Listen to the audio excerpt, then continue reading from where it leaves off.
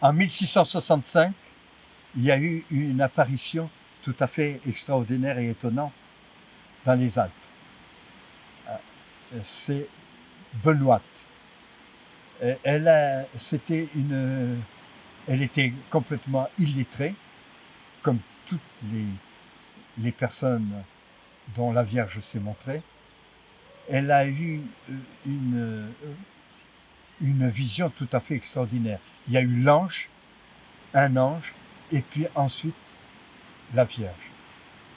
Et il s'est passé une chose, c'est que quand elle a vu l'apparition spirituelle, elle a vu des rayonnements de soleil tout à fait inexplicables.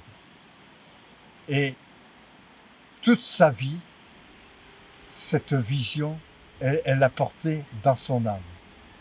Et ça s'atteindra, cette vision s'atteindra jusqu'à la fin du monde. Tellement que ça, c'est une vision qui a marqué énormément. Elle est devenue sainte par Benoît XVI. Elle a été, son corps est intact, hein, et elle a eu beaucoup de prodiges et beaucoup de conversions. Voilà. Évidemment, il y a, disons,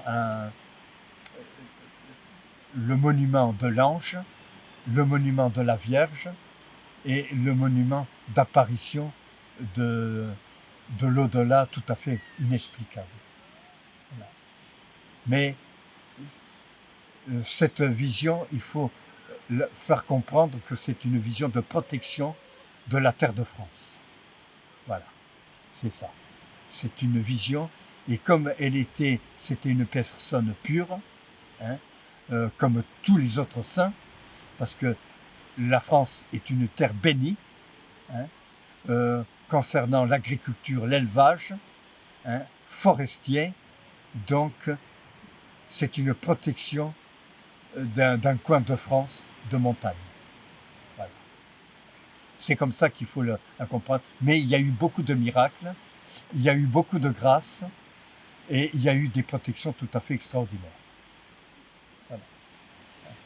Elle a vraiment été protégée par l'au-delà, parce qu'il y a eu beaucoup de gens qui ont voulu, disons, sa perte, et il y a eu toujours une élévation de l'au-delà pour contrecarrer cette adversité.